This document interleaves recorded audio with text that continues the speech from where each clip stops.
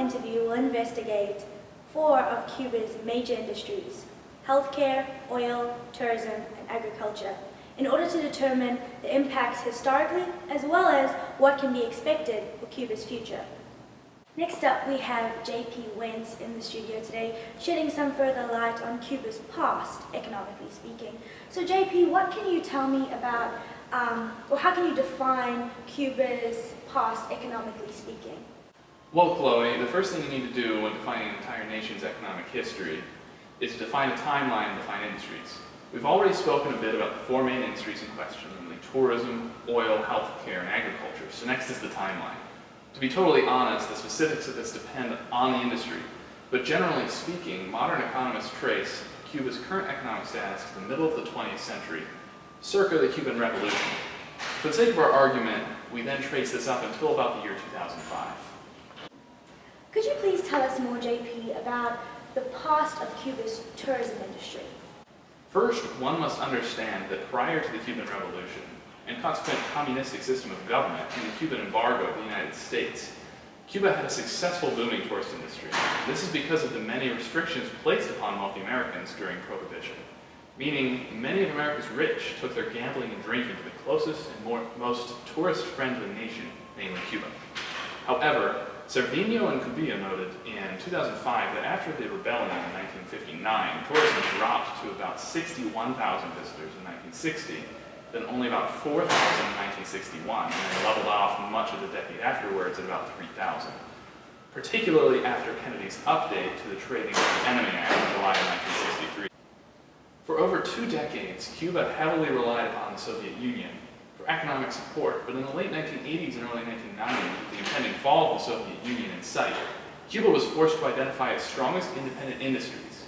Tourism, of course, took over much of the government's focused attention, including the establishment of numerous hotels, leading to an enormous tourism boom.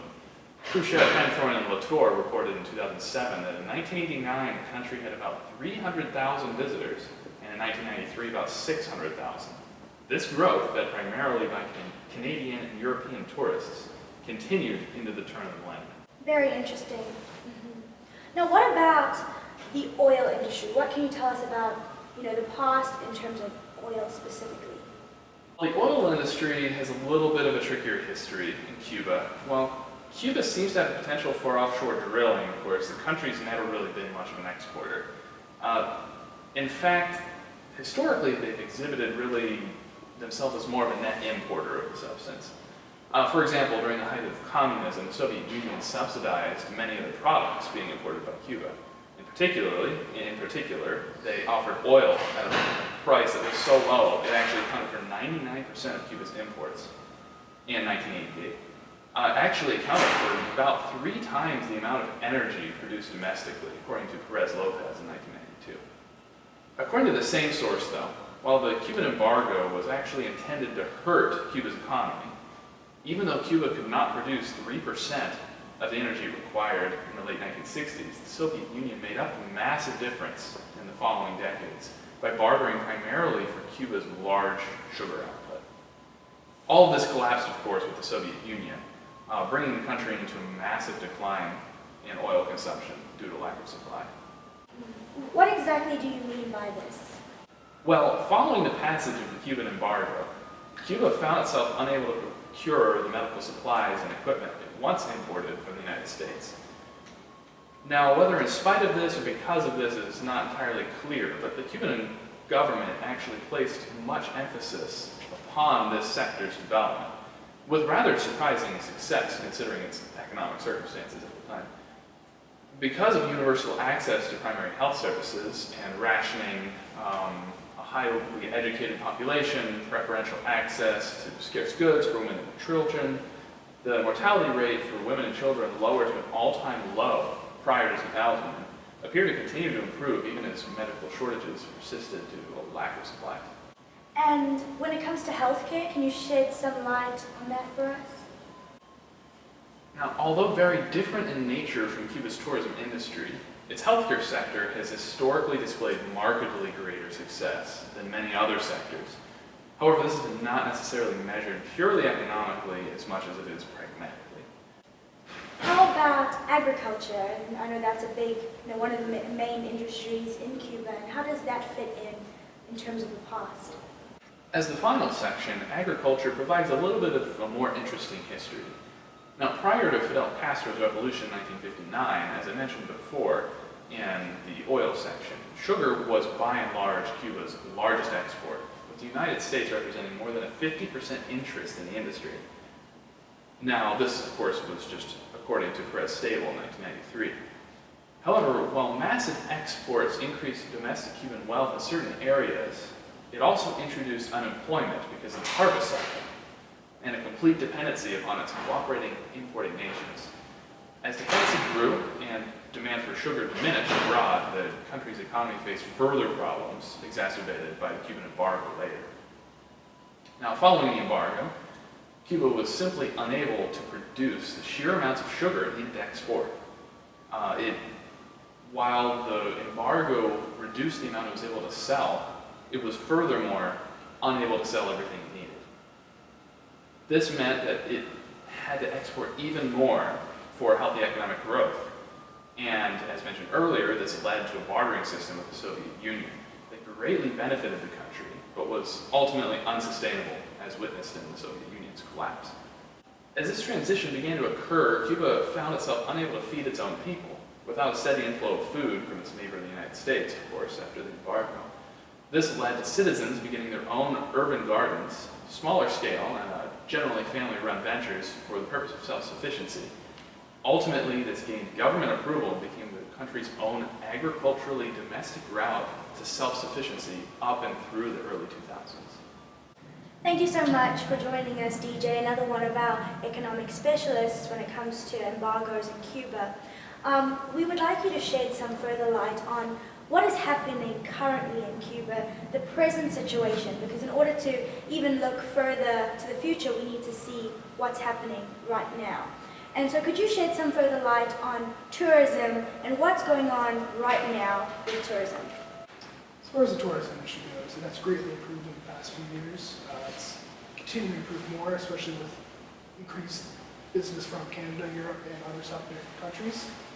This is good, but it's not yet reached its full capacity, so there's definitely a lot more for it to go. Very interesting. And next, if you could also, shed some light. Like I said, we're discussing the 4 major industries, and the next one I have for you is agriculture. What is the situation in Cuba right now in terms of agriculture? As far as agriculture goes, it's definitely improving. Raul Castro has moved a lot of jobs from the government sector to the private sector, giving the Cuban people an ability to grow their own food and bring it to market on their own, giving them money to provide for themselves. Doing this has raised their GDP up 6.1%, indicates a positive future for their nation. And then second to last, of course, is healthcare. And what is the current situation of healthcare in Cuba right now? And, before we look to where it's going, what's the present state of their healthcare? Cuba's healthcare program is definitely looking a lot better than it has in the past. We've set up a lot of polyclinics around the whole nation, these clinics offer a majority of different types of services such as rehabilitation, clinical laboratories, radiology, ultrasound, and optometry, making it easier for the Cuban people to get to different types of medical services throughout the nation. And last but definitely not least, what can you tell us about the oil industry in Cuba currently, and what's going on in that situation when it comes to oil? Cuba's oil industry has not been doing great in recent years. They have had to import a lot of the oil for their daily needs for years and years. In recent years, Cuba's tried to lighten this load by trying to find oil in their own waters. It has not been doing too well for them. A Spanish company came in, searched the whole northern part of the island, and they started setting up rigs to drill there until they found out that the oil was not as abundant as they thought. Next up, we have another economic specialist in the studio, Caleb Flagg, who will be shedding some light on what's on the horizon for Cuba with the possibility of the embargo being lifted. How is that going to affect them economically, specifically with the 4 major industries? And the first one we want to talk about, Caleb, is tourism and how that fits in to Cuba's future with the possibility of this embargo being lifted? Well, it really is a curious thing, Chloe, when you look at the future. It's just incredibly hard to predict, even when you do have the recent past to base it off of. And with these four industries, they're just so distinct. They each have their own factors, and there's just a lot of variability. But in terms of tourism, like you were saying, oh my goodness, the potential is huge. Cuba is just begging to have the embargo lifted when it comes to their tourism industry, because they're being held back so much. The Americans can't even travel to Cuba. The U.S. Virgin Islands, the Dominican Republic, all these other Caribbean nations have the advantage over them right now. And if we could potentially see the embargo lifted, Cuba would see maybe even as much as 3 million American tourists per year visit them. To put that in perspective, that's about 4% increase in the Caribbean in tourism.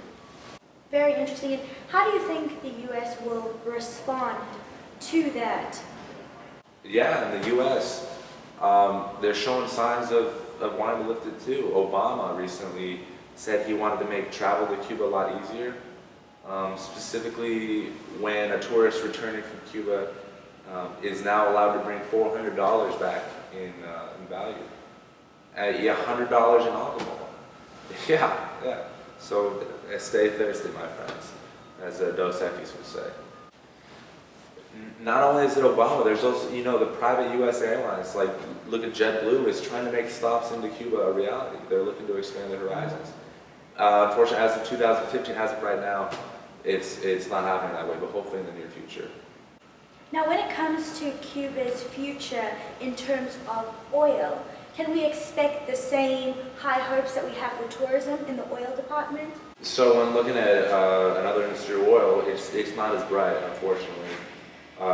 Cuba imported significant numbers of oil from Venezuela under Hugo Chavez, who passed in 2013. So now the future isn't looking too certain. They're not sure where they're going to get all that oil from.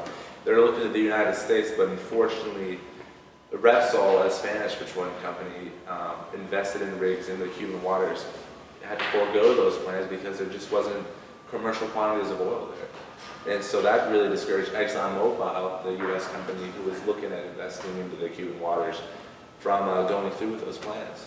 So right now, it's not looking too good in the oil industry for Cuba in the future. As of right now, Cuba's healthcare, we've heard is pretty stable. What can we expect for the future with this possibility of the embargo being lifted? Is that going to impact the healthcare industry negatively or positively, or do you think it'll remain the same? Right. So on a little bit of different aspect, the healthcare is really looking at a brighter future. Lucky for Cuba, their hospitals are actually, they brag consummate hospitals. They're in ship-shape form, especially when compared to their Caribbean neighbors. And what Cuba's doing is actually exporting a lot of well-trained doctors around the world. I believe there's 77 countries worldwide is now have Cuban doctors in them. And what we're looking at here is a potential partnership at an academic level with the U.S. The U.S. bringing in trainees and young doctors to finish their academics down in Cuba.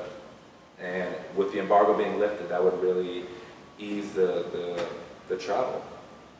So it's looking good for the healthcare. What can you tell us when it comes to the industry of agriculture? What we're looking at is probably the biggest potential here in terms of agriculture is the tobacco exports, which Cuba really needs to get a hold of by lifting the embargo. We could see in the next 5 years up to 50% of the market, the U.S. market, being dominated by the Cuban tobacco. And in the next 15, experts predict in the next 15 years, maybe even up to 70%. Those numbers are just monumental and would really help boost the Cuban economy in terms of agriculture. Cuba's economy has been significantly characterized by these four industries, both past, present, and future. With the potential lifting of the embargo, this offers significant potential quantitative change in the terms of Cuba's economy.